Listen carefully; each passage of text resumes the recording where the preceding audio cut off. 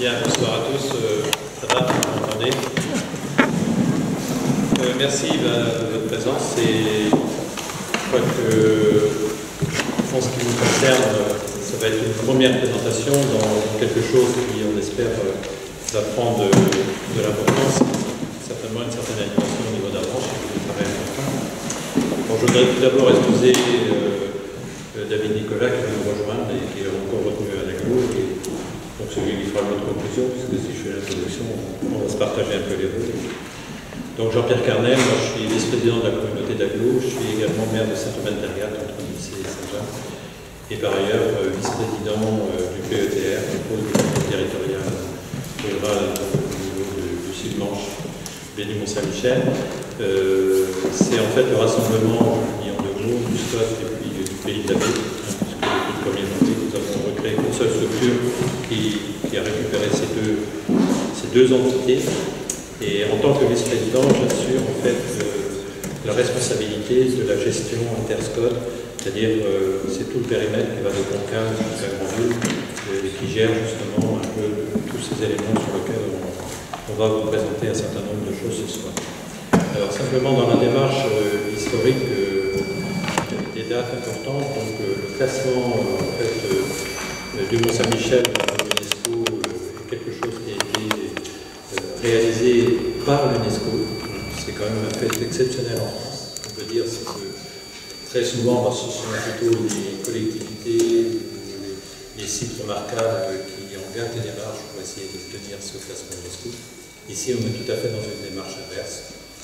Et c'est vrai qu'avec ce classement qui en fait c'est le Mont-Saint-Michel mais c'est également la Baie, il y en a même aussi un peu tout ce qui l'entoure. Et c'est pour ça que très souvent on parle de Cancale à Grandville. C'est tout un domaine littoral, mais c'est tout un domaine aussi d'arrière-pays, puisque les points de vue sont remarquables un peu partout à l'intérieur de nos terres. Et nous avons un certain nombre de sites qui s'appellent Montjoie, ce n'est pas pour rien, c'était à l'époque où les pèlerins venaient et dès qu'ils apercevaient le nom, ils criaient Montjoie, Montjoie. Donc c'est donc un élément historique qui nous appartient et peut-être qu'on n'a pas su suffisamment en profiter d'une certaine façon, même si ça attire un public et des touristes qui sont très nombreux. Alors, dans ce cadre-là, l'État s'était engagé vis-à-vis de l'UNESCO à faire un périmètre protégé au Mont-Saint-Michel. Et il y a 4 ans, nous avons eu le fait de nous imposer un certain nombre de règles en termes d'économie, en termes d'environnement, en termes social, d'urbanisme notamment, sur un certain nombre de collectivités. Et cette imposition nous est apparue excessive puisque ça concernait 113 communes. On allait de Cancale jusqu'à Montagne. Donc tout ce qui était en co-visibilité avec le monde se trouvait concerné par ce périmètre protégé qui était envisagé par l'État. Donc une réaction qui a été, entre guillemets, assez politique de la plupart des maires concernés et qui ont refusé que ce classement soit identique à 30 km que ce qui pourrait être de proximité à quelques centaines de mètres dans Saint-Michel. Ça nous paraissait une aberration et les règles d'application en fait auraient été les mêmes. Donc ce front, entre guillemets, du refus nous avait amené à pouvoir en discuter lors d'une visite de Ségolène Royal à Pontorson, qui avait effectivement compris que le périmètre protégé pouvait peut-être être envisagé d'une autre façon. Et quelque part, ce jour-là, elle a proposé quelque chose qui intéressait les élus, c'est de le co-construire avec l'État. Et cette co-construction, en fait, ça a nécessité de reprendre le dossier depuis le départ et de voir comment on pourrait répondre un peu aux exigences de l'UNESCO qui n'étaient peut-être pas aussi terribles que ce que l'État voulait nous imposer par ses services au niveau de notre région, notamment au niveau de l'Adriane, de la PAC. Et bien sûr, on aurait dû avoir pratiquement 3 architectes des bâtiments de France pour gérer tout le dossier tel qu'il était vis-à-vis de l'État. Au niveau de la branche, ça aurait été quand même assez compliqué pour tout. Donc cette démarche, d'une certaine façon, je ne vais pas dire à contresens, mais où on a été amené à réfléchir avec les services de l'État, nous a amené à justement constituer cette relation, à savoir quelles étaient les structures qui pouvaient le mieux porter ces réflexions et aussi l'écriture quelque part d'un certain nombre de règles.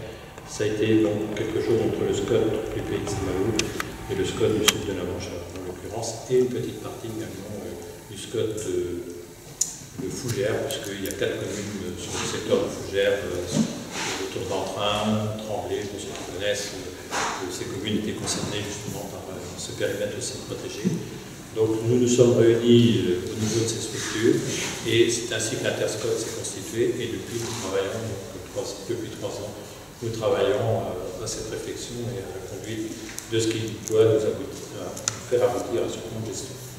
Alors pour ce faire, il nous paraissait important aussi qu'on engage toute cette procédure par une participation le plus active possible des populations, que ce soit le milieu associatif, que ce soit directement les personnes elles-mêmes qui pourraient aussi donner leur avis sur un certain nombre de choses. On n'a pas voulu le mener qu'avec les collectivités, on s'est dit aussi c'est quelque chose qui doit être partagé et porté un peu par toute une population dans cet environnement du Mont-Saint-Michel, et c'est ainsi qu'on a donc mis en application un certain nombre de phases qui vont nous amener à cette écriture du plan de gestion.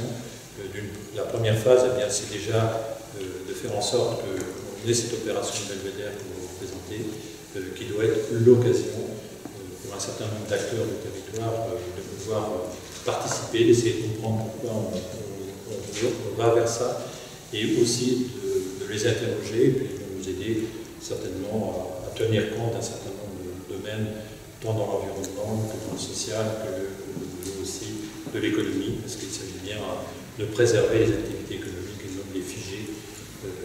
On sait que de toute façon dans la baie, vous avez des professions de la mer sur l'ostréiculture et la téléculture qui sont très importantes. On sait aussi combien les boutons sont nécessaires à l'entretien du littoral, notamment les herbus. Et on sait aussi que derrière, vous avez toute une activité agricole qui est relativement dynamique dans ce secteur et qui doit aussi participer, mais tenir compte d'un certain nombre de choses qui doivent être partagées.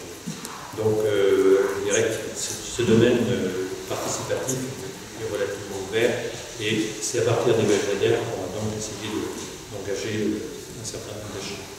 Deuxième élément aussi qui va se réaliser, on aura également un accompagnement avec un autre cabinet, ça va être sur un plan paysage, c'est-à-dire de faire en sorte qu'un certain nombre de choses qui existent aujourd'hui puissent continuer à être valorisées d'une certaine façon, et faire en sorte aussi qu'on évite peut-être certaines destructions qui pourraient être dommageables à ce site qui nous amène en fait à ce périmètre dans lequel on peut faire en sorte que les choses s'inscrivent dans une certaine logique.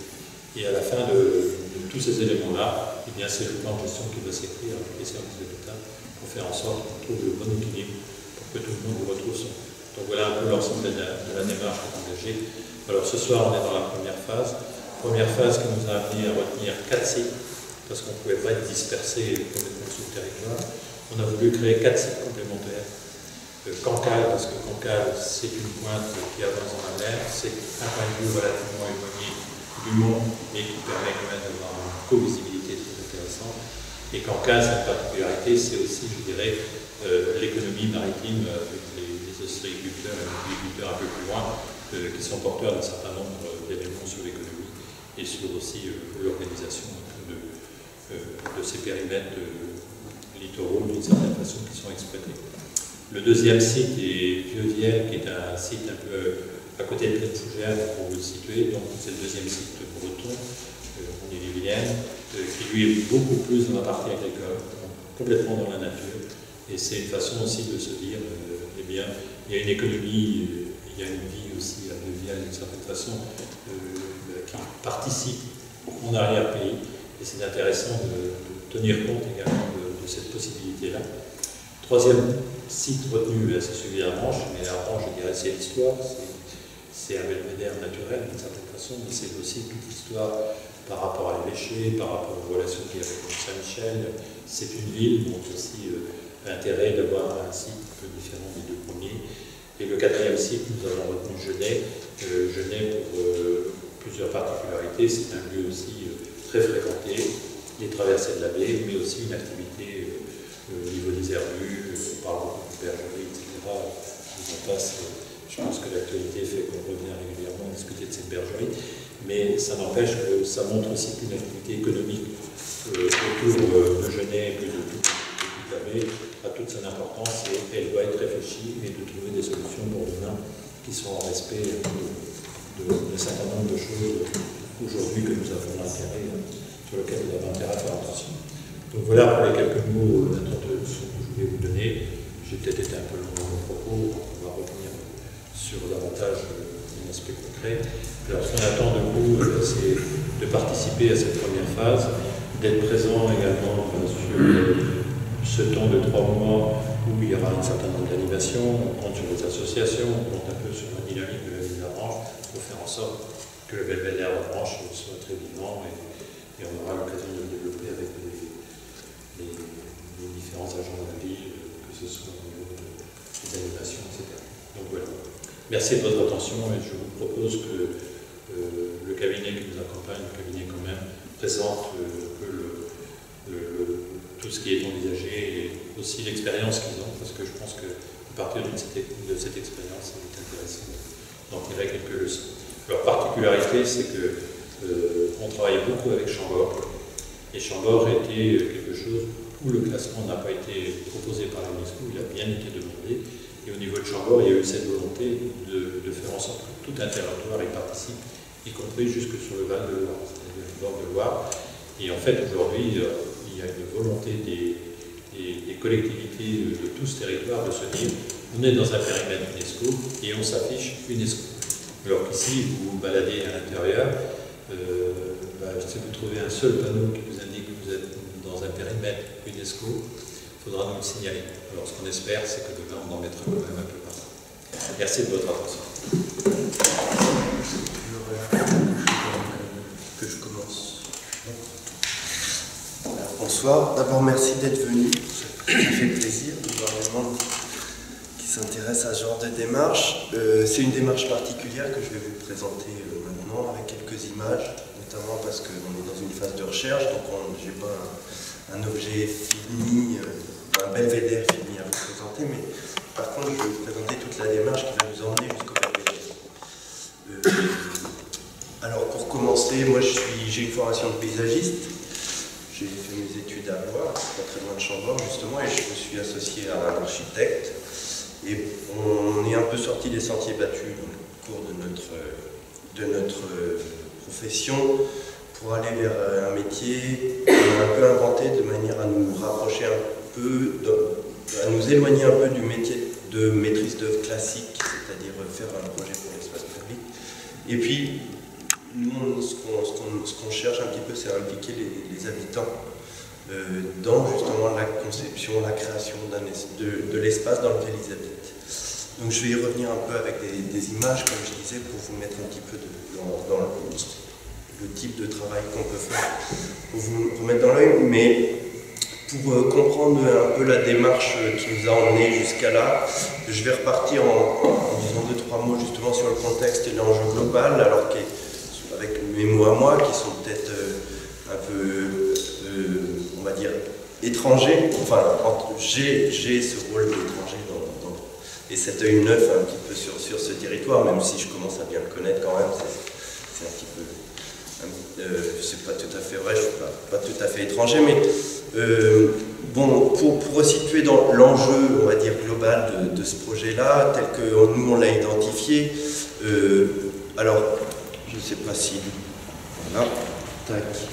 Alors, voilà, les enjeux globaux et puis surtout les enjeux locaux sur lesquels nous on s'appuie pour cette démarche-là, c'est évidemment la prise en main de manière locale de la gestion de la baie, qui est quelque chose qui a pu vous échapper, je vous dis vous parce que vous êtes les habitants de la baie, vous échapper pendant un temps et qui là, comme il nous l'a été expliqué à l'instant, va s'inverser.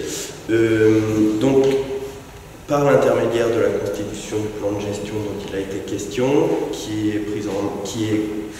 est élaboré, on va dire, par une agence de paysage justement qui travaille sur ces grandes échelles-là et qui est missionnée justement par les structures locales.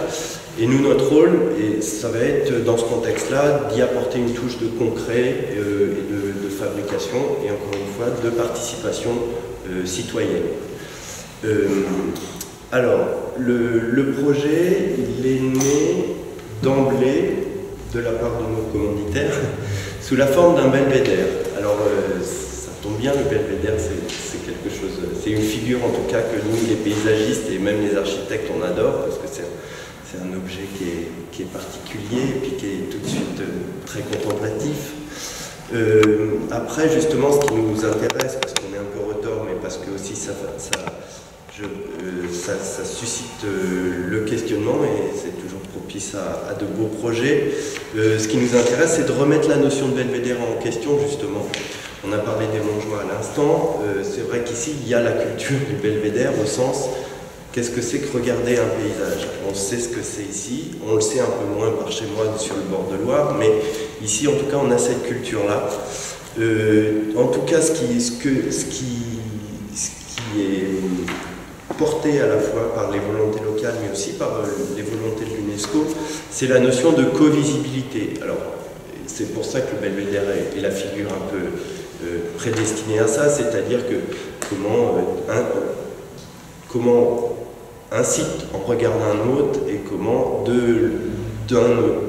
à l'inverse du site d'en face, on peut voir le belvédère sur lequel on se trouve. Donc c'est ça qui est important et qui s'incarne ici sur ce territoire-là, donc par les quatre points choisis dans la baie, qui ont cette particularité d'être 4 communes très différentes et très porteuses de cultures différentes aussi et assez complémentaires de la baie, même s'il y en a d'autres évidemment, mais en tout cas on peut considérer que Genêt, en effet, il y a l'aspect pastoral et tout le rapport. Genêt, on est vraiment sur le front de mer, c'est vraiment cette caractéristique-là qui est forte, avec un passé riche évidemment, mais comme beaucoup de villes, et Avranches, vous êtes bien passé pour le savoir, mais ce rapport au présalé, ce rapport à l'élevage, ce rapport à l'entretien évidemment de l'estran, et puis évidemment le départ des pèlerins. Ici à Avranches, alors c'est un peu la figure urbaine, on va dire, mais au-delà de la figure urbaine, c'est aussi le centre historique religieux dans le sens où on est sur un rattachement entre le diocèse d'Avranches et puis l'abbaye du Mont. On est aussi sur on est sur le point le plus culminant de ceux sur lesquels on va travailler. Alors Vieux-Vienne, on en parlait, c'est une toute petite commune, mais là qui a l'avantage, cette particularité d'être très rurale et qui incarne ça très bien parce qu'on est vraiment dans des champs. On est au milieu des champs, et on est assez loin du Mont-Saint-Michel, mais on le voit très bien. Voilà, on est sur un coteau clairement agricole. Et le 4e point qu'on connaît tous, parce que c'est nationalement connu, c'est la pointe du Groin. Alors là, qui incarne pour le coup la figure maritime assez fièrement.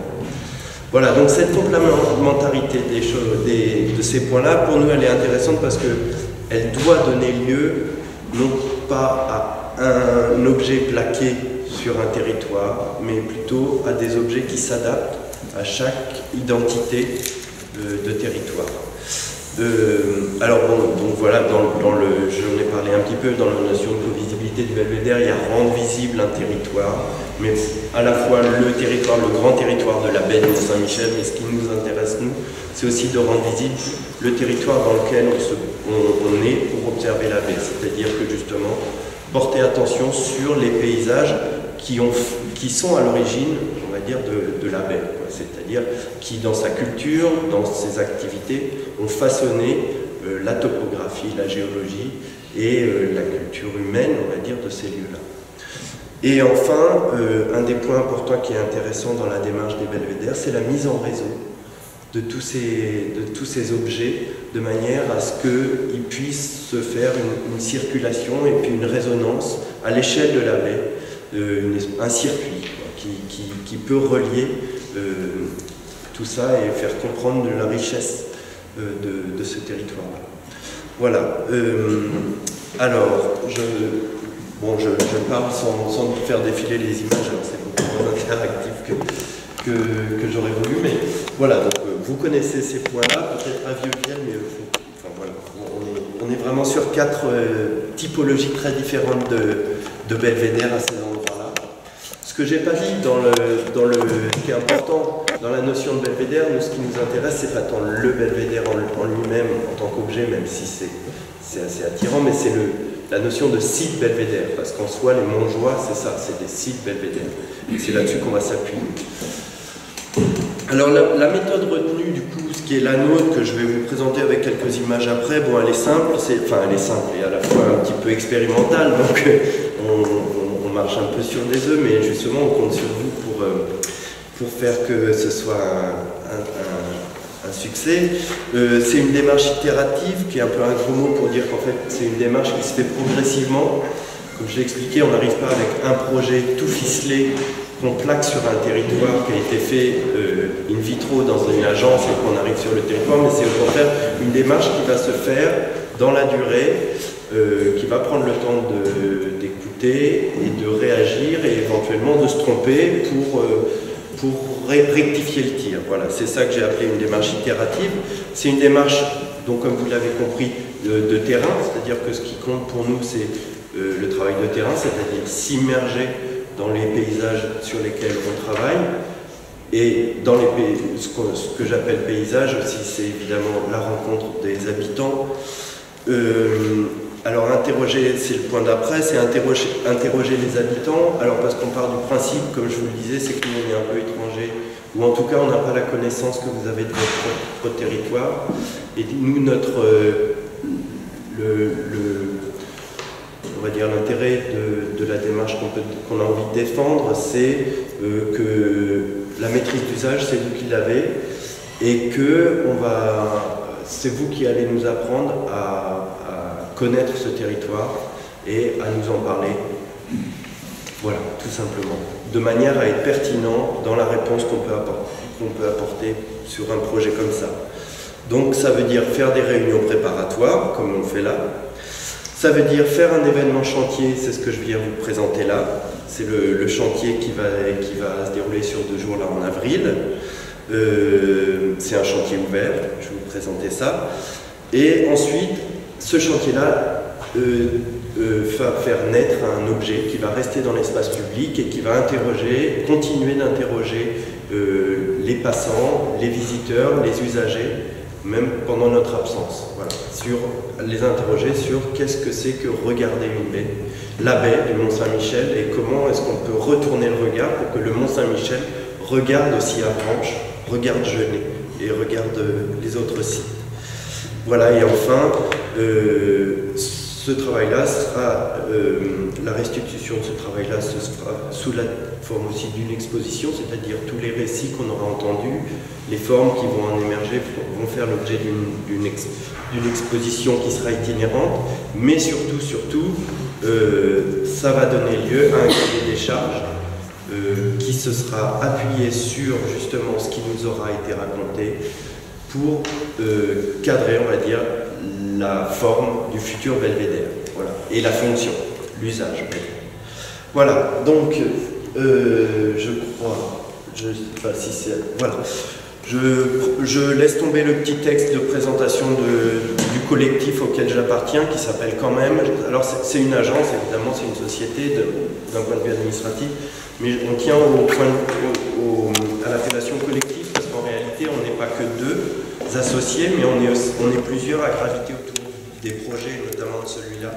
Et on s'est entouré de 3 autres personnes, en l'occurrence, qui sont une jeune architecte qui travaille aussi sur de la scénographie, qui a une approche assez sensible du paysage, mais aussi un dessinateur, vous allez voir pourquoi tout à l'heure, un dessinateur qui va nous accompagner dans la démarche, et aussi une réalisatrice de film, Maud, qui va suivre ce travail avec une caméra, et pas tant le travail que, encore une fois, ça va être un outil pour faire émerger la parole habitante. Voilà, donc pour rentrer dans le vif du sujet, je vais aller rapidement vous présenter quelques chantiers qu'on a pu faire, mais sans rentrer dans le détail, juste de manière un peu thématique. Donc c'est des chantiers évidemment qui prennent place dans l'espace public, parce que le but c'est de se faire voir et d'interroger les usagers, enfin de faire se questionner les usagers sur qu'est-ce qui se passe ici. Et à partir du moment où la question est enclenchée, on espère que les gens viennent nous la poser en disant qu'est-ce que vous faites ici. Et bon, après on prépare évidemment avec des réunions, mais l'idée c'est justement de susciter la curiosité dans l'espace public pour mobiliser les gens autour d'une action collective. Alors tout terrain, j'en ai parlé aussi, c'est l'immersion dans le terrain. Là on est en bord d'une rivière par exemple, on travaille un peu dans la brousse. Bon là on est plutôt en ville, mais c'est aussi des chantiers qui sont ouverts à tous, c'est-à-dire qu'on travaille aussi, on adapte les outils et les matériaux sur lesquels on travaille pour impliquer les enfants, les adultes, les personnes un peu plus âgées, voilà, les novices aussi bien que les personnes expérimentées sont bienvenues sur ce genre de chantier. On travaille le bois parce que c'est une matière facile à travailler, évidemment, mais pas que. On travaille aussi le végétal parce qu'on a une affection particulière pour le végétal. Et tout ça pour... En fait, ces chantiers-là, c'est des chantiers qui font naître des objets, mais dont le but, c'est quand même, encore une fois, d'échanger autour de la pratique qu'ont les habitants de leur quartier, de leur territoire. Donc c'est des discussions qui se font comme ça, autour des choses qu'on a pu construire ou de manière plus ou moins formelle, avec des outils ou pas. Là par exemple en haut on travaille sur des plans, en bas plutôt sur des petites maquettes, enfin voilà, on a plus ou moins des outils, mais c'est aussi des échanges qu'on veut conviviaux. C'est pour ça qu'on organise par exemple des repas, des barbecues, des apéros, pour aussi faire venir les gens, parce qu'il y en a qui sont timides et qui n'osent pas venir pendant qu'on est sur un chantier, alors qu'ils viennent plus facilement quand il y a des saucisses qui grillent. Voilà. Et on programme aussi de temps en temps des petits spectacles, des petits concerts, pareil, pour faire naître une espèce d'émulsion autour du chantier. Donc ça donne lieu à des constructions. Alors là, j'ai une petite sélection avec notamment, vous pouvez voir des kiosques, des choses qui s'adaptent au relief, qui s'adaptent au contexte dans lequel on est. Alors là, on est aussi sur un kiosque, mais qui est mobile en haut, des tables de pique-nique, des jeux pour les enfants. À chaque fois, c'est des idées qui naissent de la volonté des habitants. Et là, on travaille sur comme on l'a vu tout à l'heure, au bord d'une rivière. Là encore, on peut voir des tables de pique-nique, des grands filets pour faire la sieste, des estrades pour danser, ou des choses beaucoup plus contemplatives. Là, on est sur un observatoire sur un étang, à côté de Chambord, justement. Là, on a remonté une sorte de bunker au Danemark sur le mur, sur un site qui est très proche visuellement de la baie du Mont-Saint-Michel, parce que c'est un estran qui a été classé au grand site UNESCO. Et on a remonté un bunker en sac de moule sur les fondations d'un ancien bunker. Là, on est dans la montagne, en Auvergne, avec un buron qu'on a remonté aussi. C'est les abris de berger qu'on a remonté en terre, ce qu'on appelle la technique du pisé, c'est de la terre banchée, voilà, qui est une technique très, très fascinante. On travaille dans la forêt avec des abris d'observation pour écouter les oiseaux, dans des sites protégés, au bord de rivières, ou sur Là, on a fait un gros nid d'oiseaux pour accueillir des petits spectacles dans un parc ou observer la nature, encore une fois. C'est un amphithéâtre. Et ça, c'est le travail qu'on a mené à Chambord, qui est un peu proche de la démarche qu'on peut faire là, c'est-à-dire sauf qu'il y avait 17 communes, on n'était pas sur 4 communes à Chambord, donc pendant 3 semaines, on a sillonné le territoire à vélo pour aller à la rencontre des habitants, et tous les soirs, on se regroupait dans une commune différente pour justement solliciter et questionner les habitants sur qu'est-ce qui fait l'identité de leur territoire, qu'est-ce que c'est qu'habiter la Sologne pour les uns, le bord de Loire pour les autres, et qu'est-ce qui fait que habiter ici est différent d'habiter ailleurs. C'est un peu ça qui nous intéresse, c'est l'essence de ces paysages. Évidemment, parmi ça, il y a, et c'est les questions qu'on va poser ici aussi, hein, c'est pour ça que je vous en parle, c'est ce qui nous intéresse, c'est d'où proviennent ces paysages, c'est-à-dire sur quelle histoire, les grandes histoires, la grande histoire et les petites histoires, les anecdotes aussi qui nous intéressent. Et puis, qu'est-ce que c'est que ce territoire aujourd'hui, qu'est-ce que c'est et qu'est-ce que ce sera ce territoire demain. C'est toutes ces histoires-là qu'on veut Donc voilà, on a rencontré, on a observé, on a créé des outils d'observation du territoire qui se traînent derrière un vélo, qui sont assez lourds, mais qui suscitent encore une fois la curiosité pour regarder un territoire un peu différemment.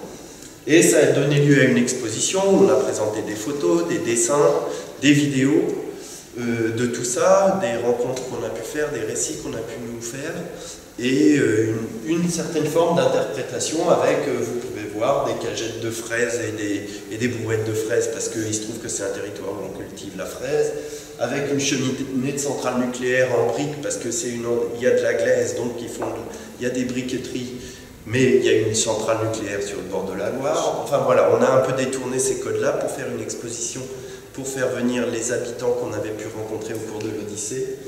Et par la suite, on a fait des constructions que vous avez vues dans les photos que j'ai passées, avec les habitants, où on les a mobilisés pour venir construire avec nous, par exemple l'observatoire qui était sur l'étang à Chambord. C'était voilà, issu de cette démarche-là, et on est en train d'en faire d'autres, on va continuer à en faire d'autres, notamment un belvédère au bord de la Loire. Donc voilà pour le contexte, on va dire. Maintenant, je vais parler justement du périscope, qui est un petit peu ce qui nous réunit ce soir, ce qu'on propose de faire pour Avranches, pour Genêt, pour Vieux-Vienne et pour Cancale. Voilà.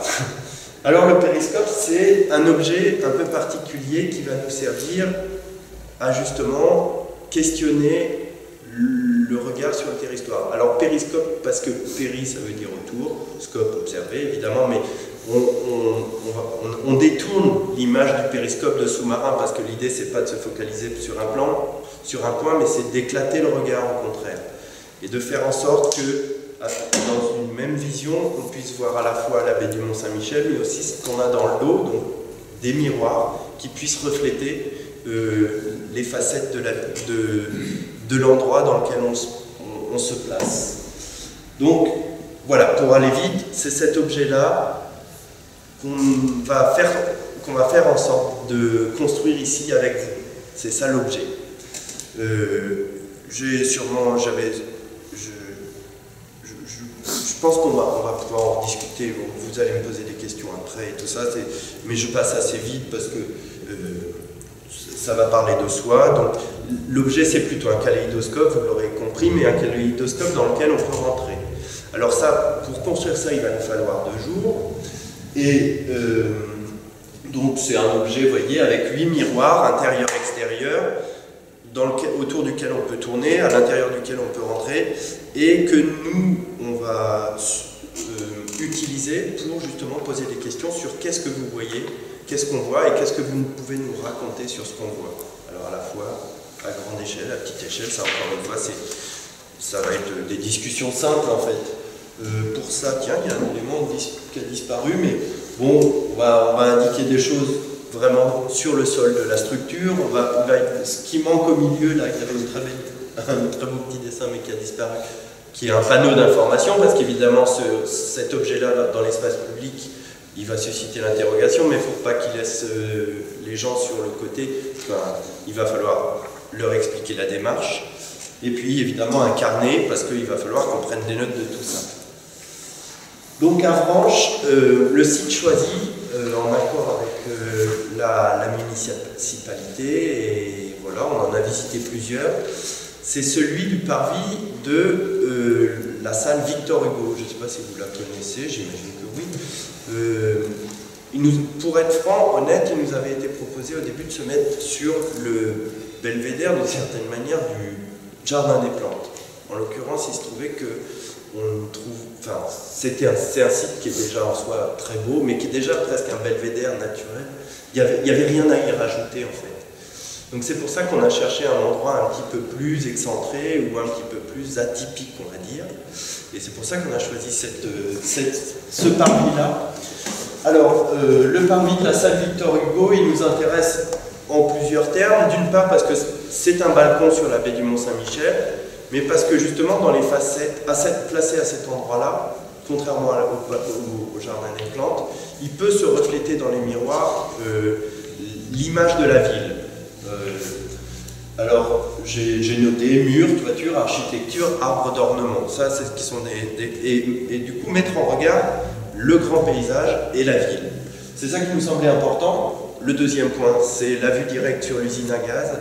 Alors, donc, volontairement, on a de la documentation, mais on ne sait pas trop ce que c'est que cette usine à gaz. Donc, on se garde aussi le plaisir de pouvoir découvrir en vous interrogeant, ce que c'est que cette usine à gaz et ce quartier-là, plus exactement. Donc l'histoire du quartier. Un jeu de miroir, parce que la salle Victor Hugo en elle-même, c'est déjà un miroir, donc il va y avoir des miroirs dans le miroir, c'est ça qui nous intéresse aussi. Le sol, bon là, le sol ça dure anglais, donc il va falloir taper fort pour faire rentrer les pieux, mais au moins on est sûr que ça ne bougera pas en cas de tempête. Et puis l'accès, alors là on est dans un... Contrairement à Genêt ou à Cancale, la pointe du Groin, où on est sur un endroit qui est très passant, ici, l'accès, on est dans un endroit un peu plus intimiste, donc il va falloir mettre en place un système de fléchage. Mais bon, ça, on en reparlera si vous voulez, mais bon, c'est un peu accessoire. Donc, ces 2 jours de chantier qui seront les 12 je sais plus, on va le voir là. 5 et 6 avril, donc ça va venir vite. Ces 2 jours de chantier, ils vont être le support, évidemment, vous l'avez compris, des discussions, échanges autour d'un verre, d'un café, autour de petits gâteaux, parce que vous avez le droit de nous amener des petits gâteaux, mais on en aura aussi, et des discussions en bricolant, parce qu'on peut aussi tout à fait discuter avec une visseuse ou avec une ponceuse dans les mains, ou un pinceau, voilà. Et que c'est un peu ça aussi, le but, c'est de faire quand même un objet à l'issue de cette chose-là. Donc pendant tout ce temps-là, nous on va recueillir justement les paroles, les récits que vous pourrez nous apporter. Et il y aura en parallèle de ça, de manière un peu satellite, si on veut, les 2 acolytes qui sont le dessin et la vidéo, qui vont être à la fois sur le chantier, mais aussi en électron libre autour, de manière à aller chercher, on va dire, des éléments du paysage et des habitants qui ne seront pas venus là, mais voilà, à les recueillir dans un périmètre un peu plus large, et puis surtout avec un œil neuf, parce qu'eux, pour le coup, ils connaissent encore moins bien le paysage que nous, le territoire que nous, donc ils vont poser d'autres questions. Voilà, donc ça c'est la dernière, c'est-à-dire que le premier jour, on s'installe, on fait le stand d'accueil avec la table, les petits gâteaux, le café, on sécurise le chantier et on commence à le mettre en œuvre. Et le deuxième jour, on finit la construction et à la fin de la journée, on fait une inauguration avec un buffet et on continue de discuter autour d'un verre. Voilà, c'est un peu ça l'idée. Alors j'ai indiqué comme les autres résidences que sont Cancale, qui seront en début de semaine, les 2 et 3. Ici c'est 5 et 6, donc c'est fin de semaine. La semaine d'après, on va à Vieux-Ville. C'est 5 et 6. C'est 5 et 6. Voilà, c'est bien 5 et 6. Oui, j'ai fait une bêtise, excusez-moi, c'est que je me suis confondu. J'ai confondu, c'est 5 et 6. Le 9 et 10, contrairement à ce qui est marqué là-haut, c'est Vieux-Vielle. Et on finira à Genêt, le 12 et le 13. Voilà. Et vous avez le droit de venir à Genêt, à Vieux-Vielle, à Cancale d'ailleurs, vous êtes bienvenus à venir partout où on sera. Est-ce qu'il y a une autre... voilà, les partenaires. Voilà, j'ai l'impression d'avoir encore trop parlé. Et je pense que vous avez des questions qu'il ne faut pas hésiter à poser. Qu'est-ce que je peux ça, je vous laisse la parole. J'ai une question. Il y aura oui. Oui. Alors oui. Parce que la question est, est-ce que les miroirs seront fixes? Alors, ce que j'ai pas dit, c'est qu'on construit ça pendant 2 jours et pendant 3 mois, ça va rester sur l'espace public. Donc il faut quand même une certaine... faut que ce soit solide. Et c'est pour ça qu'on n'a pas travaillé sur des éléments mobiles. Non, ça ne tourne pas. C'est nous qui tournons autour et c'est nous qui animons les facettes. Et en fonction... Voilà. Et nous, on sera là avec nos oreilles et avec nos questions pour justement vous questionner sur, en tournant autour de cet objet-là, qu'est-ce qu'on voit. Encore une fois, juste pour finir, Ces questions-là, on ne les pose pas pour le plaisir de poser des questions, même si ça nous fait plaisir, par curiosité, de poser ces questions-là, mais c'est pour nourrir, parce que les réponses que vous allez nous fournir vont nourrir la conception des futurs belvédères. Voilà.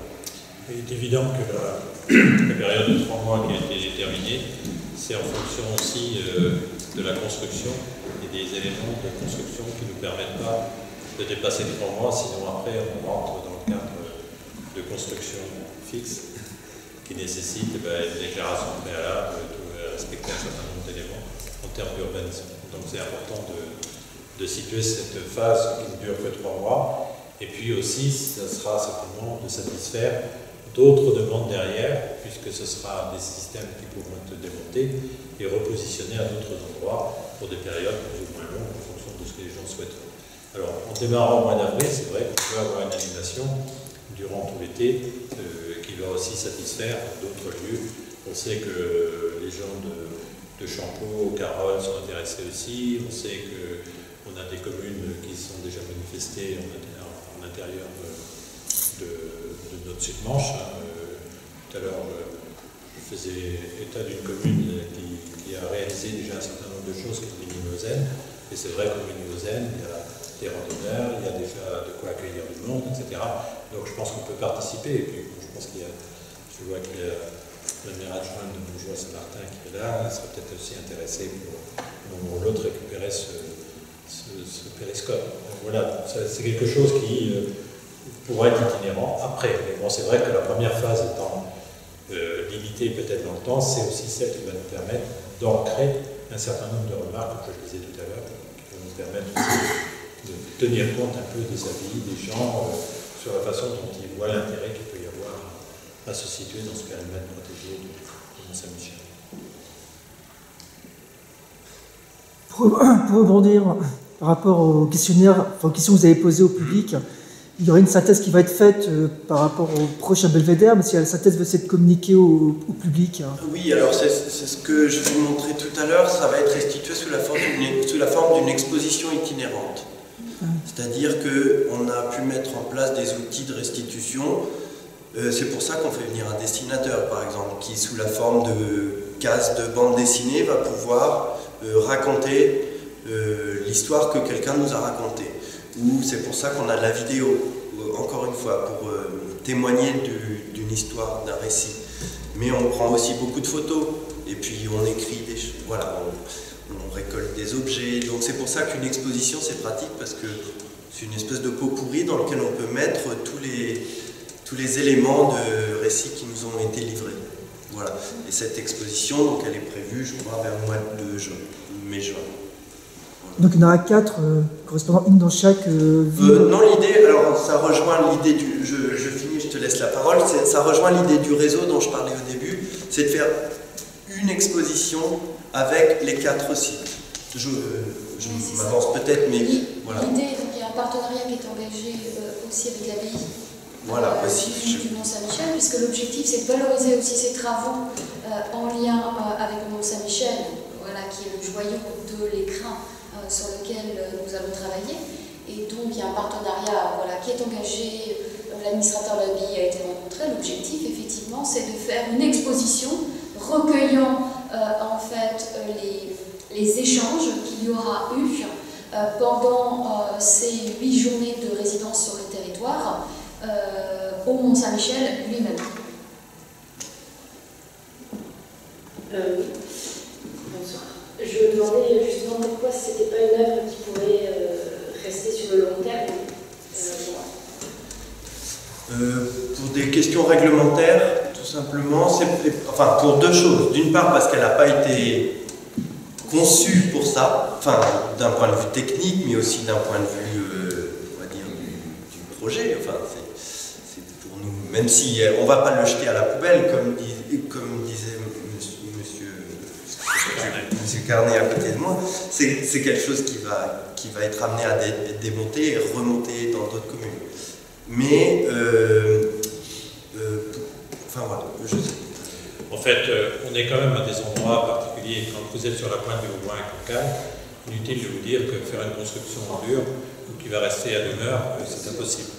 Quand vous êtes sur le domaine de Genêt, puisque c'est à côté du port, si vous situez Genêt, à la sortie de Genêt, là vous avez la petite rivière, on se positionne à cet endroit-là, qui est un endroit aussi où vous avez des barrières partout pour empêcher des boutiques de s'installer. Donc là, on sera aussi en site très éphémère.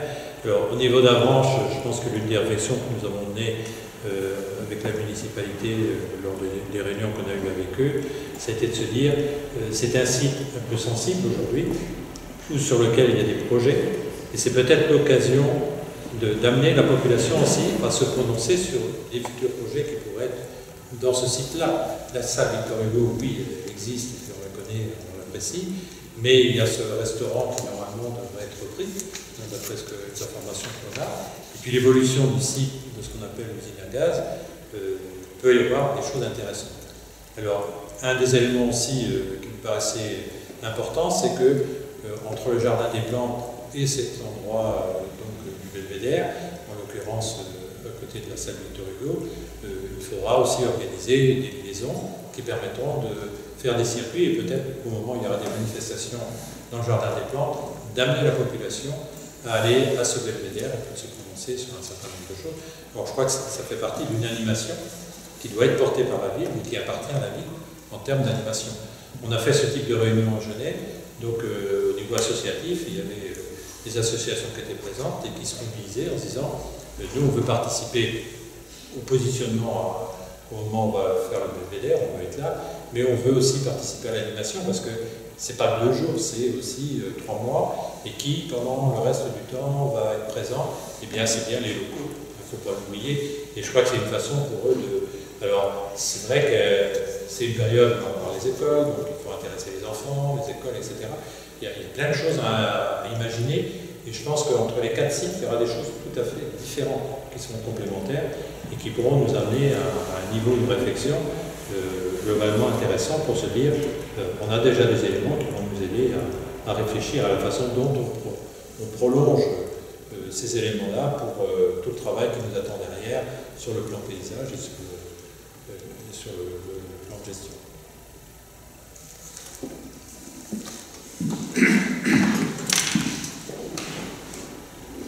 Excusez-moi, j'ai raté un petit peu au début. Du coup, j'ai pas très bien compris. J'ai retenu que l'objet de cette opération, c'était aussi d'avoir un cahier des charges pour les usages des belvédères. Vous avez dit. Alors moi, j'avais cru comprendre que c'était parce qu'on allait faire un belvédère permanent. Manifestement, c'est pas ça. Donc du coup, je comprends pas très bien c'est quoi le cahier des charges pour l'usage du belvédère.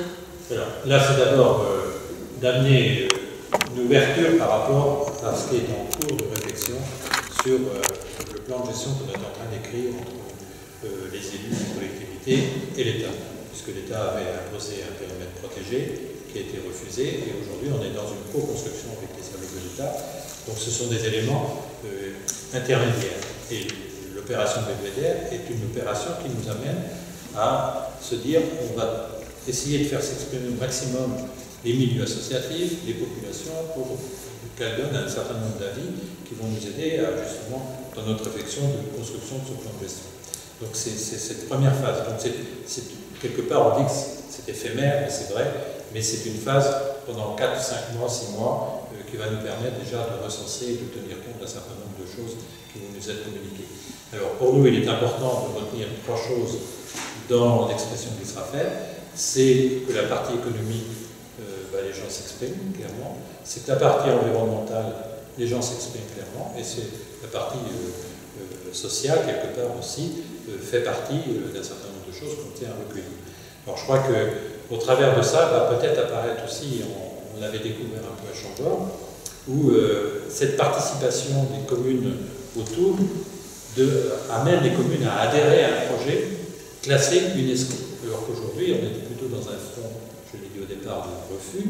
Et aujourd'hui, avec la réflexion qui est engagée, on a des communes qui nous demandent à adhérer.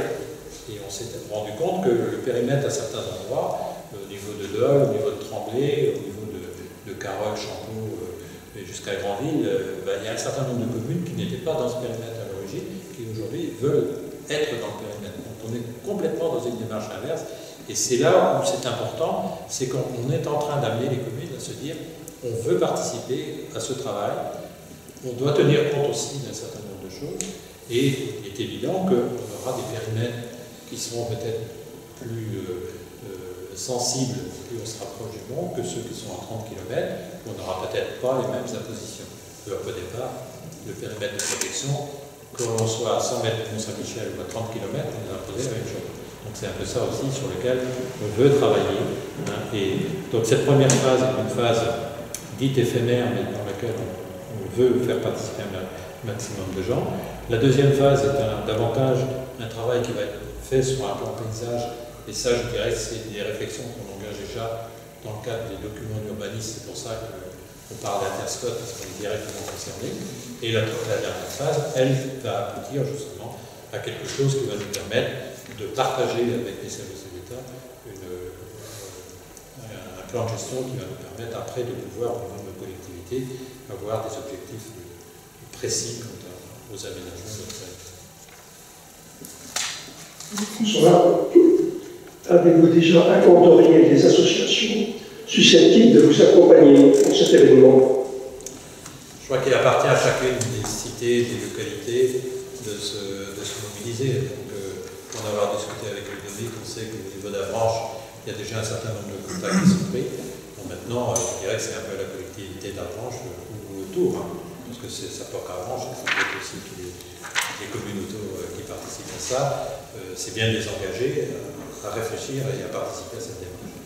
Si je peux juste rajouter un mot, dans cette réunion ont été conviées toutes les associations, on va dire citoyennes, que ce soit les associations de quartier, quartier nature, vélocité, ciné parlant, voilà, tout un tas d'associations. On n'a pas balayé tout le champ de l'associatif de la ville d'Avranches, mais on a essayé de cibler une 10-15 associations dans ce champ d'action.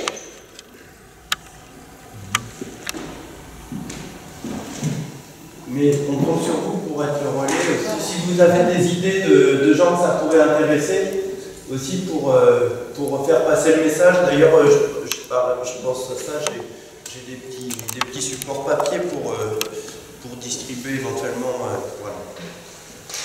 Oui, alors quand on dit site protégé, en général, c'est plutôt qu'on pense à tout ce qui est interdit de faire. Et qu'est-ce que c'est exactement qui est interdit de faire dans cette zone? Alors, à l'origine, si vous voulez, quand le périmètre de protection avait été présenté au niveau des communes, il y avait un certain nombre d'éléments qui touchaient principalement l'urbanisme. Et ça touchait, malgré tout, de façon très sérieuse, tout le domaine économique. Et c'était un peu la réaction des maires, c'est de se dire on va figer un certain nombre de choses dans notre territoire, on ne pourra pas faire un certain type de construction. Alors, il y a une façon intelligente de travailler, parce que pour avoir, étant du canton de Saint-Jean, et ayant travaillé sur le PLUI, le plan local d'urbanisme intercommunal, puisqu'on a fait 12 communes, c'est un projet qui remonte à 10 ans et qui est en application depuis 4 ans, on a eu un peu cette expérience. Et à la fin de notre document, lorsqu'il a été présenté, l'architecte des bâtiments de France avait fait un certain nombre de remarques, il y avait 32 remarques sur notre plan, en se disant à tel endroit, vous ne pourrez pas faire ceci, pas cela, etc. Donc en fait, il faut reprendre les choses plutôt dans l'autre sens, en se disant comment on peut le faire et mieux le faire. C'est un peu le sens du travail. Alors, il y a un débat aujourd'hui qui est assez sensible, vous l'avez compris, c'est celui notamment des bergeries, et on relate souvent cet élément-là. Ça n'empêche qu'aujourd'hui, on ne peut pas interdire une pratique ancestrale des herbus qui fait qu'on entretient un espace aussi, et s'il n'y a pas les boutons, on n'entretient pas cet espace. Moi, qui habite plutôt sur la partie sud de la cellule, à chaque fois que je vais au Saint-Michel, je traverse des communes comme Céaux, Conti, Arlevant, où il y a des anciennes bergeries qui restent entre la route et le Mont-Saint-Michel, qui sont à l'état de ruine. Ce sont des tôles rouillées, etc. C'est dans le paysage, c'est vraiment affreux. Et je crois qu'il y a quelque chose à se dire. Aujourd'hui, les gens, s'ils veulent toucher à ces bâtiments, ils n'ont pas le droit de refaire autre chose à la place. Donc il faut essayer de travailler en bonne intelligence et de trouver des solutions. Alors aujourd'hui, la loi littorale bloque un certain nombre d'éléments.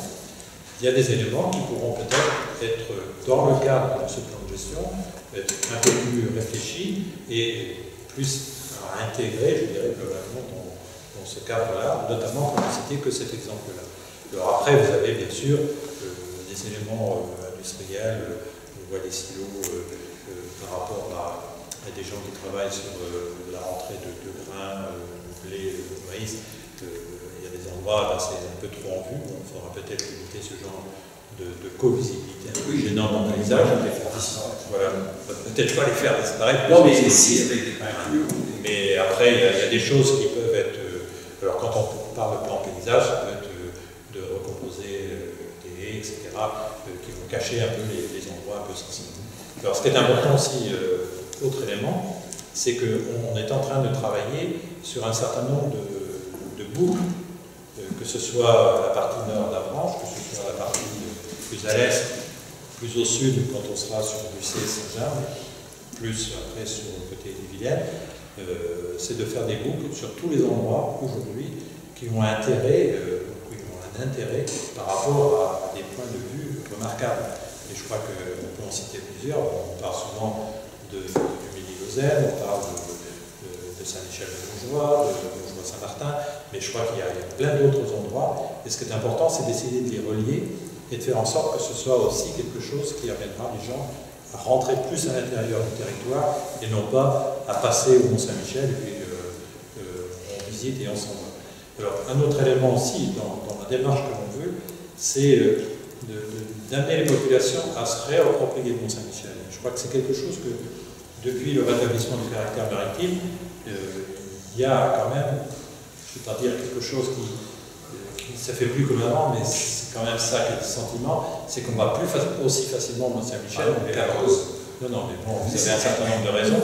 Alors, je pense que là, on est en train de tirer des expériences aussi, notamment de Chambord, on cite souvent Chambord parce qu'on est beaucoup en train de travailler avec eux, où ils ont ramené les populations locales à venir à Chambord. Et je crois qu'il y a des éléments comme ça, et c'est pour ça que nos 4 sites de périscope, c'est un travail qui se fait avec le monde, parce que les gens, qu'on voudrait, c'est que les gens qui passent dans les 4 endroits puissent peut-être avoir une entrée gratuite de l'abbaye ou autre. On est en train de discuter ça. Vous voyez, c'est donc de faire en sorte que les gens se réapproprient le monde alors qu'il est à côté de chez eux et que vous, ils en profitent pas comme ils le voudraient. Alors après, vous me direz, il y a des histoires de parking, on pourra peut-être trouver des aménagements, mais bon, là on a affaire à des sociétés extérieures, c'est un peu plus compliqué. Peut-être qu'avec le temps, ces parkings reviendront au domaine public. Et pour compléter, juste... Vous devez parler aussi de la mise en place de la barrière. Tout à fait. Complètement. Non, mais quand on parle de boucle, c'est des itinéraires de randonnée, ce sont éventuellement des gens qui veulent se déplacer pour avoir des points de vue. Vous savez, à certains endroits, moi je cite souvent Montjoie-Saint-Martin, ou même un endroit qu'on a sur la commune d'après, qui s'appelle La Rencontre. C'est un endroit où vous voyez l'abbaye tout est rempli d'eau, c'est magnifique. Vous avez des refuges. Oui, à Avranches, tout à fait. Mais à Lausanne, mais vous avez au Rocher à Saint-Laurent-de-Tergat, vous avez des endroits, on n'est pas très loin, on est à moins de 20 km. Et là, vous avez un panorama global de vue sur la baie avec des couleurs, des fois le soir, qui sont remarquables. Alors c'est ça qu'il faut qu'on arrive à mettre.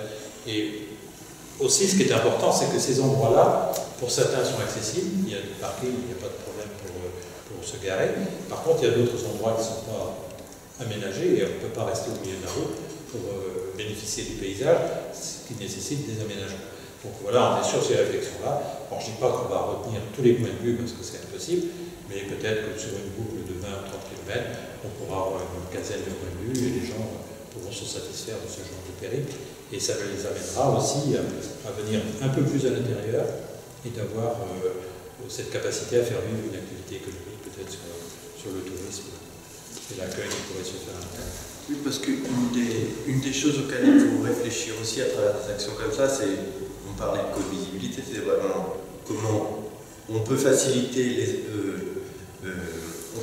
comment on peut à nouveau envoyer les habitants sur le Mont-Saint-Michel, mais l'idée c'est d'inverser aussi le mouvement, c'est-à-dire comment on peut réfléchir à faire en sorte que les gens qui viennent de loin pour visiter le Mont-Saint-Michel puissent aussi avoir l'idée, l'envie de venir visiter les sites alentours autour de la baie et puis découvrir la richesse qu'elle propose. C'est un peu ça aussi l'objet du projet. Mais vous pouvez réagir aussi en disant pourquoi vous faites ça, enfin, je ne sais pas, vous pouvez donner votre avis un peu ce soir aussi. Je crois que ça peut nous aider peut-être dans ce qui va être mis en place, voir des choses un peu différentes. À la fois des réactions oui, spontanées comme ça, et puis aussi éventuellement si vous avez d'ores et déjà quelques éléments à nous livrer à côté desquels il faudra surtout pas qu'on passe. Il ne faut pas hésiter aussi à nous dire que vous pensez à telle ou telle histoire ou telle ou telle personne qu'il faut aller interroger ou tel lieu qu'il faut aller voir, qui se trouve à 20 mètres et qu'on n'aura peut-être pas l'idée d'aller voir. Ben voilà, il ne faut pas hésiter d'ores et déjà à nous guider sur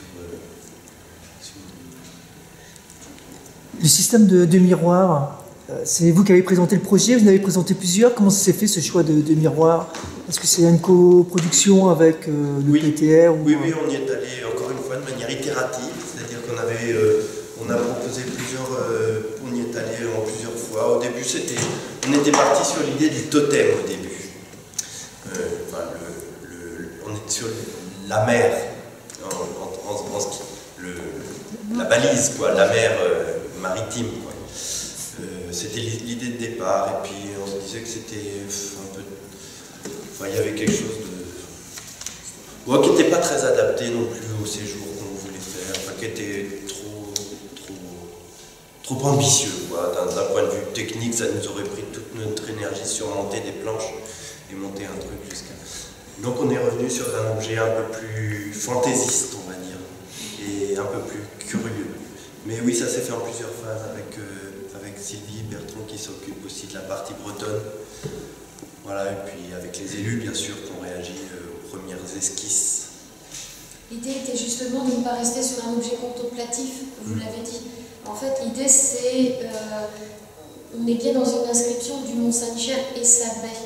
Et le constat qui est fait est plutôt de se dire que le territoire vit dans l'ombre de cet exceptionnel lieu. Et la volonté c'est de faire justement, de travailler sur d'autres regards de cet écrin, puisque en fait c'est bien le Mont-Saint-Michel et sa baie qui est inscrit au titre du patrimoine mondial, qu'il nous faut interroger au regard du lieu dans sa globalité, mais vous aurez bien compris aussi au regard des usages. On a eu effectivement plusieurs associations qui sont intervenues à Junet, où des professionnels, des traversées de la baie, des chasseurs, de la pêche maritime, voilà, toutes ces personnes en fait qui veulent s'exprimer par rapport à l'usage qu'ils ont de la baie et qui souhaitent que ces éléments puissent être retenus dans le cadre des travaux derrière qui seront engagés pour écrire ce projet de développement du territoire qui valorise le Mont-Saint-Michel et sa baie. On a la chance d'avoir une double inscription. Une inscription au titre du Mont-Saint-Michel et sa baie à l'UNESCO, mais aussi au titre des biens, d'un bien sériel, donc en série, chemin de Saint-Jacques de Compostelle en France. Donc on peut imaginer, effectivement, on a parlé d'itinérance, de projet, de cheminement, voilà, derrière, tout ce qu'on peut imaginer comme projet à porter pour mieux valoriser en fait, cette inscription du territoire à l'UNESCO est beaucoup plus large que le Mont-Saint-Michel lui-même.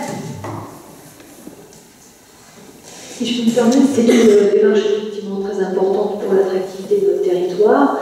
C'est vrai qu'on ne se sert pas, entre guillemets, suffisamment de ce Mont-Saint-Michel. Il pourrait beaucoup plus nous servir au niveau du développement économique et touristique. D'ailleurs, il y a des villes comme par exemple Nantes qui développent des produits avec une accroche du Mont-Saint-Michel pour pouvoir exister à l'international. C'est dire quand même que c'est un élément important d'attractivité, bien sûr. Moi, j'aimerais savoir, pour cette démarche qui s'engage, qu'il ne faut pas rater, me semble, et où il faut associer le plus de personnes, de la population. Comment est-ce que vous communiquez pour faire connaître les événements que vous allez développer au fil du temps? Par quels moyens? C'est la presse? C'est comment? Alors déjà la presse, bien sûr, et merci à la presse d'être là ce soir.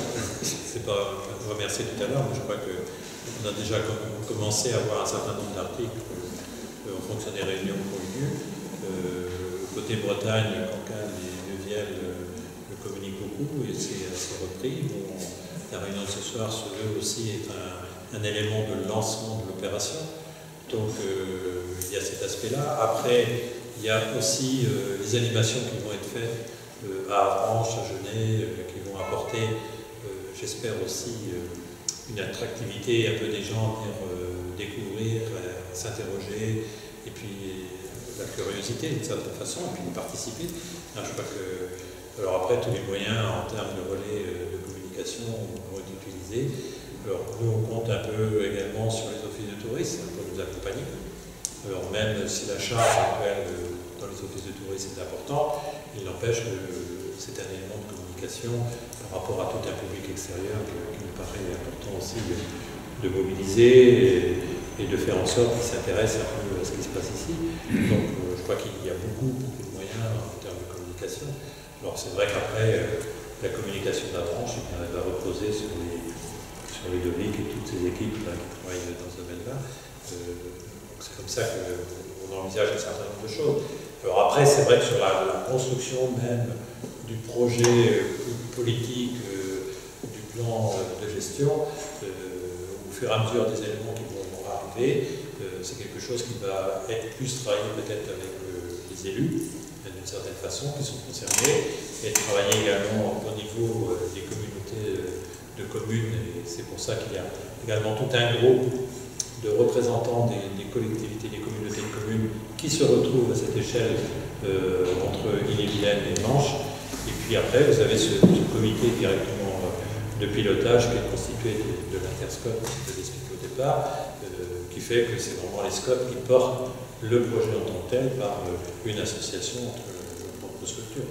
Alors derrière, voilà les différents éléments dans lesquels on aura capacité, je dirais, à construire quelque chose. Alors c'est vrai qu'il y a différents étages dans cette fusée. L'essentiel, c'est qu'à l'arrivée, ça satisfasse tout le monde et le mieux possible. Et que les gens... et c'est pour ça qu'on démarre un peu sur cet aspect plus d'ouverture, d'élargissement du débat et de l'intérêt qu'il peut y avoir à apporter ça. Et moi, je peux vous dire, nous, on est arrivé à Chambord au moment où ils faisaient la restitution. Mais il y avait un week-end de restitution qui était extraordinaire, avec une participation des gens. Et moi j'étais surpris, et tout le monde venait par curiosité parce qu'ils avaient eu l'occasion de participer pendant la phase éphémère juste avant, et ils voulaient voir la finalité, et puis après, qu'est-ce qui va sortir de tout ça.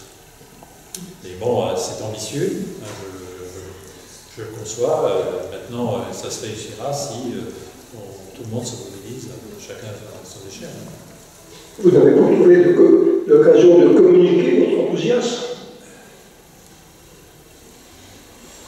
Vous dites que la visite de Chambord était intéressante, mais vous n'avez pas communiqué après sur... Alors, c'est un peu compliqué de parler de Chambord dans la mesure où on est en train d'essayer de réaliser quelque chose autour de Mont-Saint-Michel. Nous, ce qui a été fait par rapport aux gens qui sont déplacés à Chambord, c'est d'essayer d'extraire leur expérience pour essayer de faire en sorte ici... Oui, trouver des outils, quoi. Voilà, c'est ça. Et on a la chance d'avoir le même cabinet. Là-bas, ils ont été très contents. J'espère que nous, à la fin, on sera aussi tout aussi bien. À Chambord, ils n'ont pas donné la gratuité d'accès aux communes en Iran.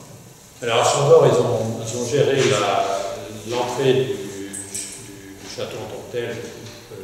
Il n'y a pas forcément de gratuité. Par contre, c'est au niveau des parkings qu'il y a eu une gestion un peu particulière pour que les gens...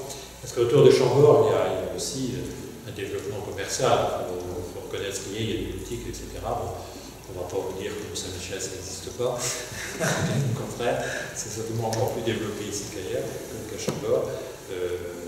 Mais moi je trouve ce qu'on a perdu au Mont, c'est cette facilité qu'on avait d'accès librement, et on peut venir se promener dans le Mont, on peut encore le faire le soir, etc.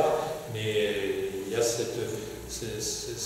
histoires de parking qui sont un obstacle. Ce qu'on espère, c'est à l'avenir de faire ainsi. Parce que si les populations locales viennent un peu plus au Mont-Saint-Michel, ça serait une bonne chose au niveau de la fréquentation. Surtout dans les périodes où il y a moins. Cette action elle est faite pour attirer du tourisme. Bon, est-ce qu'on a les moyens après de loger ces gens-là derrière? Parce que c'est ce que ça paraît un peu léger quand même. Presque. Il y a des montants. Oui, c'est tout un élément de développement. Il faut développer. Je pense que le jour où il y aura de la demande, il y aura tout certainement Mais des logements du haut de gamme et puis tout à fait. Une gamme peut-être plus basse pour attirer les jeunes. Une autre chose, bon, c'est même très que ça soit une construction éphémère. Est-ce que vous pensez qu'elle va résister pendant les 3 mois? Ailleurs, on l'a dessiné comme ça en tout cas. On a dessiné costaud.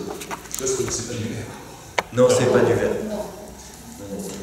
Non, parce que ça fait 4 cm d'épaisseur, et puis c'est du plexi, donc non, ça.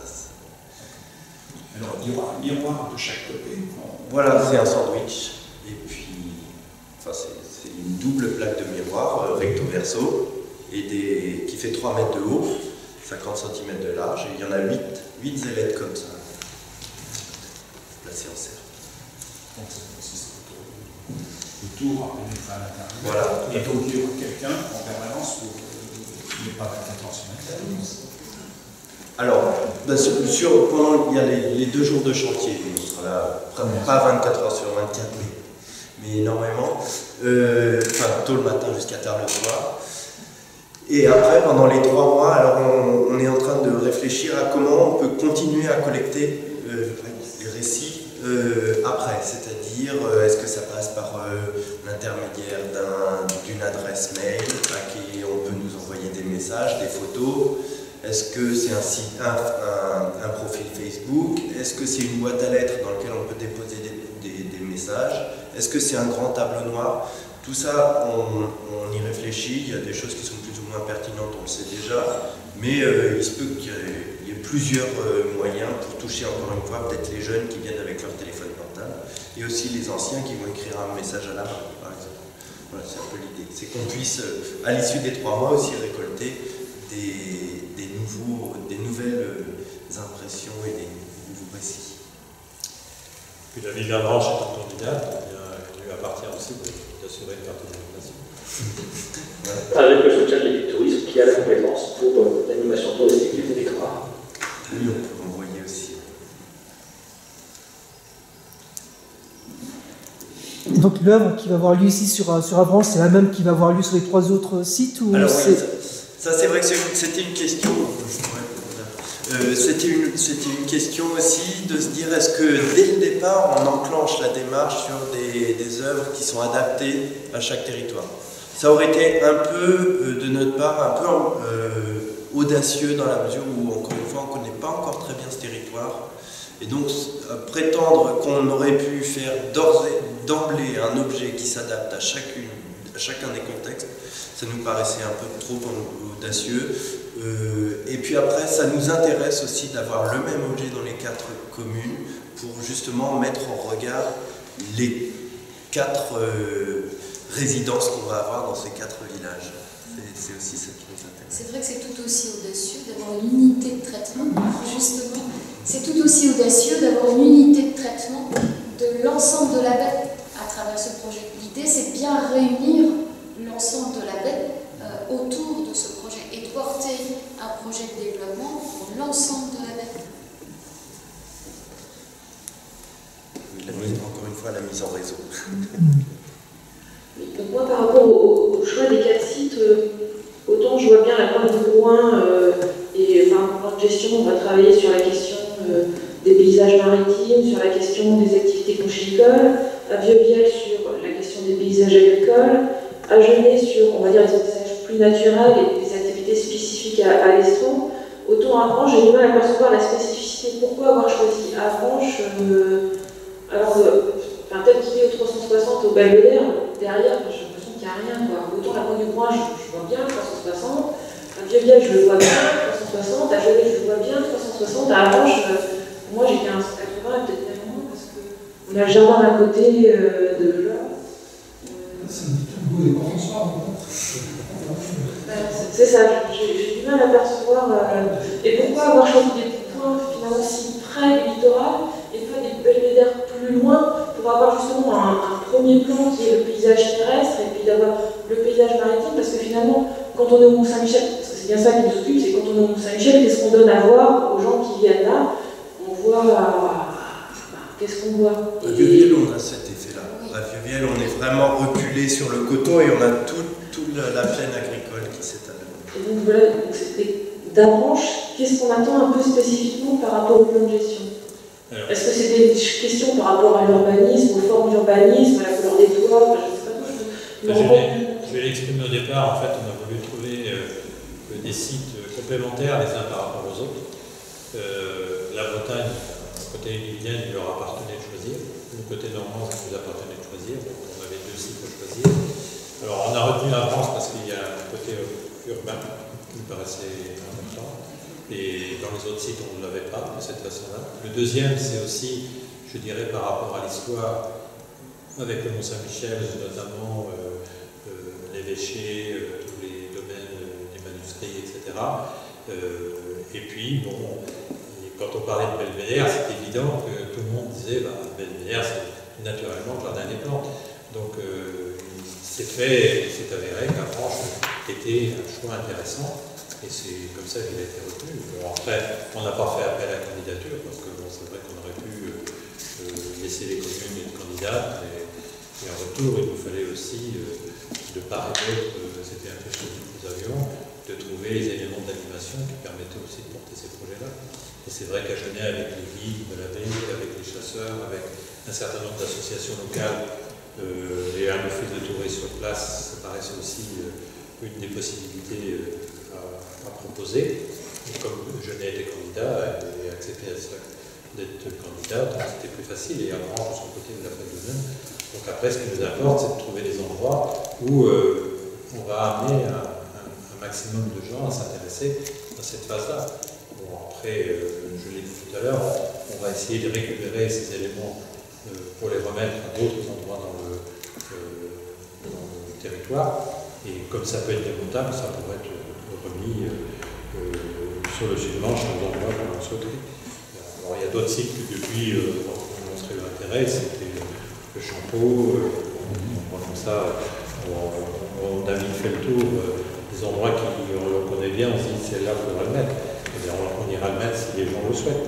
Si Montjoie Saint-Martin est candidat pour dire on voudrait qu'il soit chez nous quelques jours ou quelques semaines, eh bien, on s'intéressera, mais il faudra aussi que la commune porte le projet, parce qu'on n'ira pas faire à la place d'eux. Il y a un moment où aussi il faut amener les gens à participer à ces opérations. C'est un peu ça qui a été voulu au départ, c'est comme ça que c'est des choix qui peuvent être discutables, c'est toujours discutable. Mais bon, après il faut démarrer l'opération et ça nous est apparu comme étant un élément relativement intéressant de travailler de cette façon-là dans un premier temps. Et encore une fois, même si on espère que l'objet plaira pour sa qualité plastique en elle-même, mais ça reste un prétexte à écouter parler des habitants. Et je pense qu'on entendra des choses ici à Avranches qu'on ne pourra pas entendre. C'est pas les mêmes habitants, c'est pas les mêmes histoires, c'est pas les mêmes vécus. C'est vrai qu'ici, je pense qu'on aura un récit qui est plus urbain, mine de rien. Et à partir du moment où il existe sur la baie, il doit être entendu. C'est vrai que le site, comme vous dites, on n'aura pas un panorama à 360 comme on pourra l'avoir dans d'autres sites, un peu plus adapté dans sa configuration. Parce que là, il y a Victor Leroux derrière qui fait bloc. Mais c'est encore une fois, c'est juste un prétexte à questionner les gens sur l'histoire du quartier, l'histoire de la ville, leur rapport à la baie. Et comment ils descendent, comment ils ne peuvent pas y descendre parce qu'il y a l'autoroute. Et puis, enfin voilà. Tout ça, on ne l'a pas ailleurs.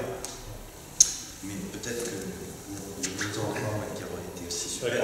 à Cancale, on sera dans le même cas de figure, puisqu'on sera plutôt sur la partie des sentiers avant la pointe, sur les bords. Donc on verra plutôt la baie qu'on sera sur la pointe directement du Louvain en tant que tel, parce que pour le positionner déjà sur la pointe, ça serait un peu compliqué. Il n'est pas question de bétonner le truc non plus. Voilà. Voilà. Après, chacun gère, je dirais, un peu. C'est pour Mont-Saint-Michel, c'est un pour l'arrière. Oui, mais bon, dans certaines limites, mais. Oh, bah, si, c'est aussi de regarder derrière aussi. Justement, c'est avoir un rétroviseur pour pouvoir voir aussi ce qu'il y a derrière. Oui, mais là, dans le. Ouais. Mais par exemple, à celui de Genet qui était tout à l'heure présenté, il est évident que le miroir présente l'habitat qui est en Genet derrière. Donc, quand vous arrivez, vous verrez les maisons, en fait, et vous verrez le Mont-Saint-Michel. Donc c'est une image que vous n'avez pas habituellement. Parce que vous traversez la route et puis vous êtes devant la baie, mais vous n'avez pas cette partie de construction. Donc elle va refléter et vous verrez le mont en traversant. Donc après chacun, c'est l'imaginaire aussi qui fait qu'on voit des choses que d'autres voient pas.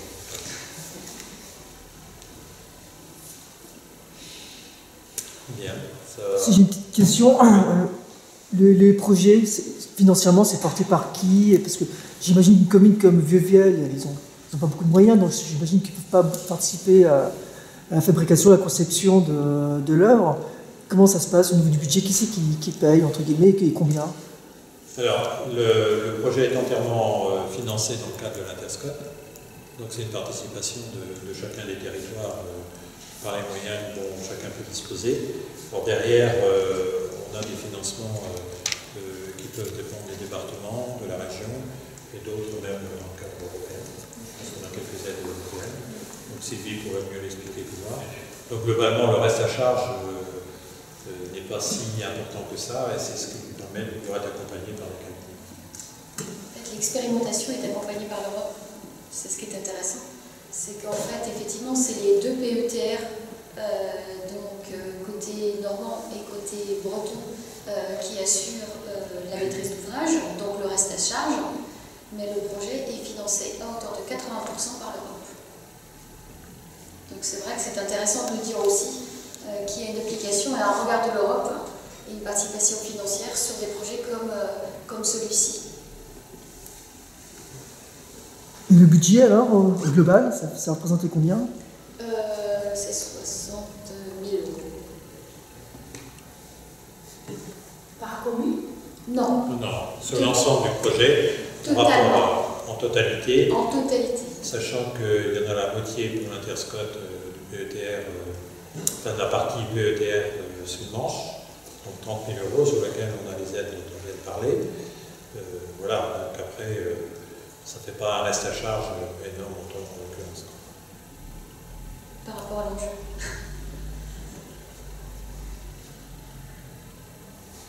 Et d'un autre côté, il faut savoir ce que l'on veut aussi, même s'il y a un reste à charge minime soit-il au niveau des collectivités, les collectivités vont être demandeuses, c'est-à-dire nous on veut coécrire justement quelque part les éléments qui vont être demain en accord avec les services de l'État sur la façon dont on va gérer nos territoires par rapport à ce périmètre protégé.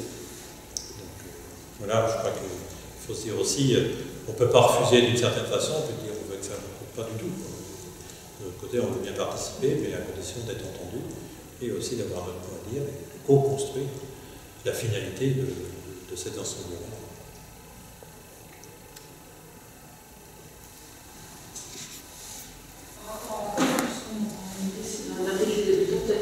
Un truc Facebook, un truc facile à partager dans le réseau, chacun, c'est peut-être quelque chose qui peut faire rapidement diffuser. Oui, une page Facebook, c'est envisagé, là, c'est sérieusement envisagé.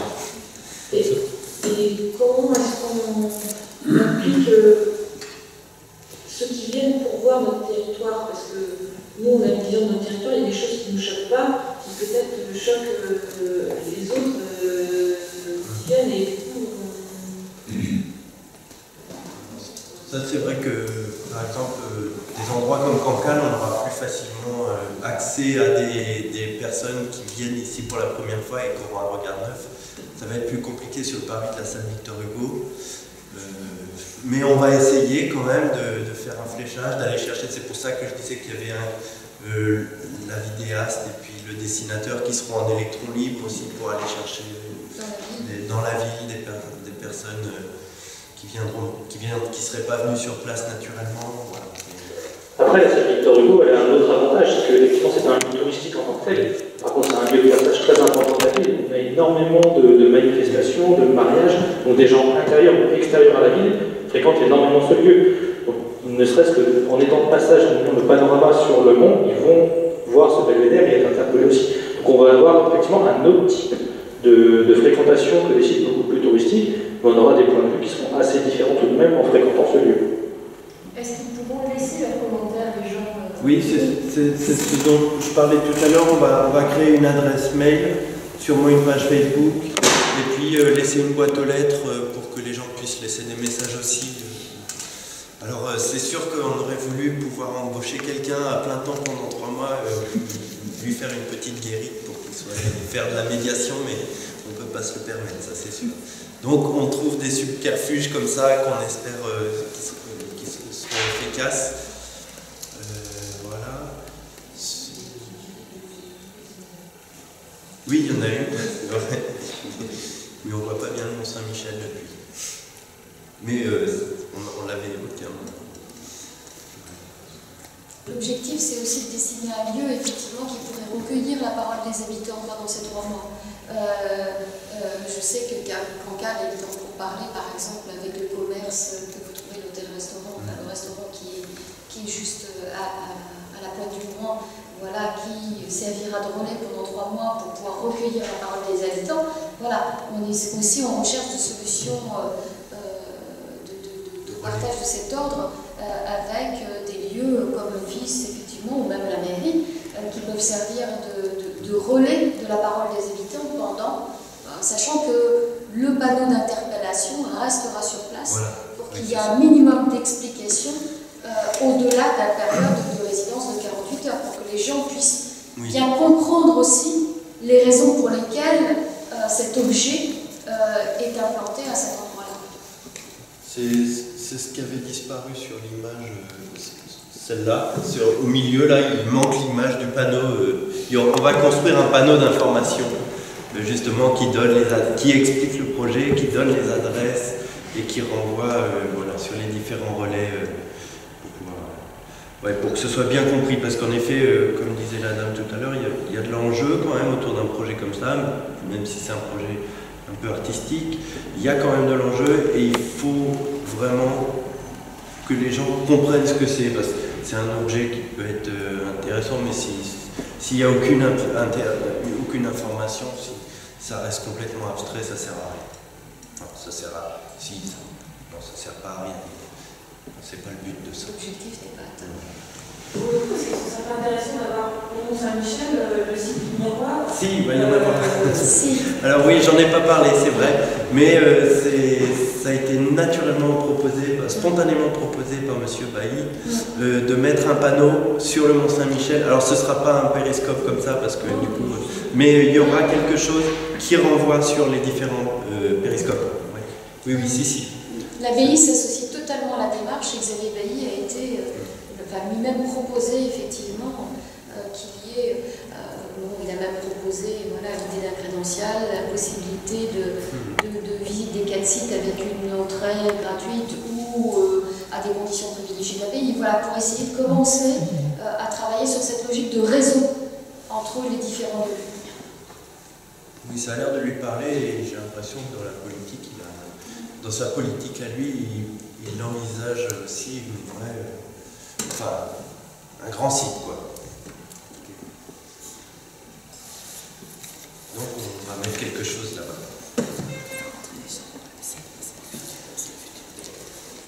Bien, Alors j'ai imprimé des petits flyers, il ne faut pas hésiter à en prendre plusieurs et puis à les distribuer autour de vous.